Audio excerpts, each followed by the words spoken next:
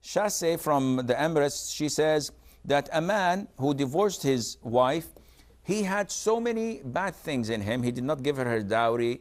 Throughout the years they were married, he never gave her any maintenance, he never supported her, and she had to pay for all of that.